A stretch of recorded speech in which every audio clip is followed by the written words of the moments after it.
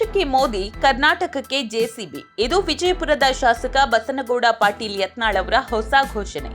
ಈಗ ಪ್ರವಾಸ ಚಾಲೂ ಮಾಡ್ತೇವೆ ತಗೊಂಡು ಮತ್ತು ನಾವು ಎಲ್ಲ ಸದ್ಯ ಯುದ್ಧ ಇನ್ನೂ 2 ವರ್ಷ ಐತಲ್ಲ. 2 ವರ್ಷದಿಂದ ಉದಯ ಆದ ಪಕ್ಷ ತಮಿಳ್ನಾಡು ಅಧಿಕಾರ ಬಂದೈತಿ. ಈಗ ನಮ್ಮದು ಪ್ರಯೋಗ ಸ್ಟಾರ್ಟ್ ಮಾಡ್ತೀವಿ. ಜನರದ್ದು ಎಸ್ ಅಂದ್ರೆ JCB ಪಾರ್ಟಿ ರೆಡಿ.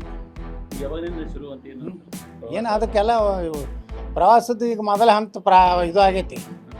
ನಾವೆಲ್ಲ ಎಲ್ಲಿ ಹೇಳಿದ್ದೆ ಆ ಗಣೇಶನ ಹೋಗಿ ಆಶೀರ್ವಾದ ತೊಗೊಂಡು ಶುಭ ಸಂಕೇತ ಸಿಕ್ಕೈತಿ. ಬಲಕ್ಕಿಂದ ಹೂ ಬಿದ್ದದ, ಎಲ್ಲ ಒಳ್ಳೇದು ನಡೆದದ. ದೇಶದಲ್ಲಿ ಮೋದಿ, ಕರ್ನಾಟಕದಲ್ಲಿ JCB.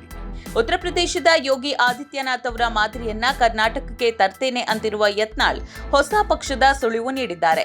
ಆದರೆ ಈ JCB ಸಂಸ್ಕೃತಿ ಕರ್ನಾಟಕದ ಜನಸಾಮಾನ್ಯರ ಪಾಲಿಗೆ ವರದಾನವಾಗುತ್ತಾ ಅಥವಾ ಬಡವರ ಬದುಕನ್ನ ಬುಡಮೇಲು ಮಾಡುತ್ತಾ? ಯತ್ನಾಳ್ ಅವರು JCB ಹೆಸರಿನಲ್ಲಿ ಅಬ್ಬರಿಸೋದಕ್ಕೆ ರೆಡಿಯಾಗಿದ್ದಾರೆ. ಆದರೆ ರಾಜಕಾರಣದಲ್ಲಿ JCB ಅಂದ್ರೆ ಕೇವಲ ಅಕ್ರಮಗಳ ತೆರವಲ್ಲ, ಅದು ಅಧಿಕಾರದ, ಅಹಂಕಾರದ ಸಂಕೇತವೂ ಹೌದು. ಯೋಗಿ ಆದಿತ್ಯನಾಥ್ ಅವರ ಹೆಸರೇಳಿಕೊಂಡು ಕರ್ನಾಟಕದ ನೆಲದಲ್ಲಿ JCB ಹತ್ತಿ ಮೆರೆಯೋದಕ್ಕೆ ಹೊರಟಿರುವ ಯತ್ನಾಳ್ ಅವರ ಉದ್ದೇಶ ಏನು? ನ್ಯಾಯಾಲಯ, ಸಂವಿಧಾನಕ್ಕಿಂತ JCB ದೊಡ್ಡದೆ. ಈ JCB ಸಂಸ್ಕೃತಿಯಿಂದ ನಾಳೆ ಬಡವರ ಮನೆಗಳು ಬೀದಿಗೆ ಬಿದ್ದರೆ ಅದಕ್ಕೆ ಹೊಣೆ ಯಾರು? ಯತ್ನಾಳ್ ಅವರ ಸಿಟ್ಟು ಕೇವಲ ಸಿದ್ಧಾಂತಕ್ಕೆ ಸೀಮಿತವಾಗಿಲ್ಲ, ಇದು ವೈಯಕ್ತಿಕ ದ್ವೇಷದ ಪರಮಾವಧಿ. ಮಾಜಿ ಸಿಎಂ ಯಡಿಯೂರಪ್ಪ ಮತ್ತು ವಿಜಯೇಂದ್ರ ವಿರುದ್ಧ ಯತ್ನಾಳ್ ಸದಾ ಕೆಂಡ ಕಾರ್ತಲೇ ಇದ್ದಾರೆ. ಮೊನ್ನೆ ನಡೆದ BSY ಅಭಿಮಾನೋತ್ಸವವನ್ನ ಬೀಳ್ಕೊಡುಗೆ ಸಮಾರಂಭ ಅಂತ ವ್ಯಂಗ್ಯವಾಡುವ ಮೂಲಕ ಹಿರಿಯ ನಾಯಕನಿಗೆ ಅವಮಾನ ಮಾಡಿದ್ದಾರೆ.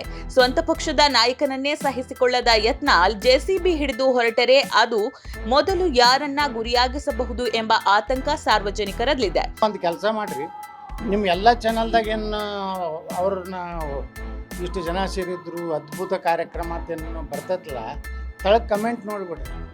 ಅದ್ರ ಮ್ಯಾಗ ಎಷ್ಟು ಜನ ಇದನ್ನು ರೊಕ್ಕ ಕೊಟ್ಟು ತರ್ಬೋದ್ರಿ ಮಂದಿ. ನಾನು ಎಷ್ಟೋ ಮಂದಿ ಹೇಳ್ಯಾರಲ್ಲ, ಎಲ್ಲಿ ಹೊಂಟಿವ ಅಂದ್ರೆ ಸಿದ್ದರಾಮಯ್ಯನ ಕಾರ್ಯಕ್ರಮಕ್ಕೆ ಹೊಂಟಿವ ಅಂದಾರ, ಎಲ್ಲಿ ಹೊಂಟಿವ ಅಂದ್ರೆ 500 ರೂಪಾಯಿ ಕೊಟ್ಟಾರತ್ತಂದಾರ. ಶಕ್ತಿ ಪ್ರದರ್ಶನ ಇದು.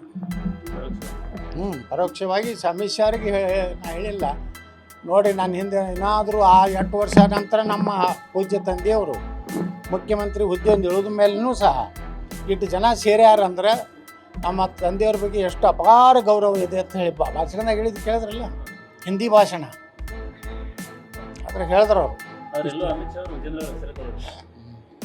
ಅದೇ ಸಂಕೇತ ತಿಳ್ಕೊಬೇಕು. ನನಗನ್ನಿಸ್ತೈತಿ ಅಮಿತ್ ಶಾ ಅವ್ರು ಬಂದಿದ್ದು ಯಡಿಯೂರಪ್ಪನವರ ಬೀಳ್ಕೊಡುಗೆ ಸಮಾರಂಭ, ಫೇರ್ವೆಲ್ ಪಾರ್ಟಿ. ತಮಿಳುನಾಡಿನ ಉದಾಹರಣೆ ನೀಡಿ ಹೊಸ ಪಕ್ಷ ಕಟ್ಟುವ ಹಗಲು ಕನಸು ಕಾಣ್ತಾ ಇರುವ ಯತ್ನಾಳ್ ಅವರಿಗೆ ಕರ್ನಾಟಕದ ರಾಜಕೀಯ ಇತಿಹಾಸ ತಿಳಿದಿಲ್ವೇ? ದ್ವೇಷದ ರಾಜಕಾರಣ ಮತ್ತು ಅಬ್ಬರದ ಮಾತುಗಳಿಂದ ಅಧಿಕಾರ ಸಿಗೋದಿಲ್ಲ. ಜನರ ಬದುಕನ್ನ ಕಟ್ಟಿಕೊಡುವ ಬದಲು JCB ಮೂಲಕ ಧ್ವಂಸ ಮಾಡುವ ಮಾತನಾಡ್ತಾ ಇರೋದು ಎಷ್ಟು ಸರಿ? ಇದು ಅಭಿವೃದ್ಧಿಯ ಹಾದಿಯೋ ಅಥವಾ ವಿನಾಶದ ಹಾದಿಯೋ?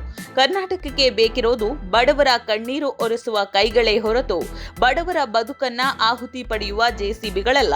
ಯತ್ನಾಳ್ ಅವರ ಈ ಹೊಸ ಆಟ ಕರ್ನಾಟಕದ ಶಾಂತಿಯುತ ರಾಜಕಾರಣವನ್ನ ಎತ್ತ ಸಾಗಿಸುತ್ತೆ ಎಂಬುದು ಸದ್ಯದ ಪ್ರಶ್ನೆ.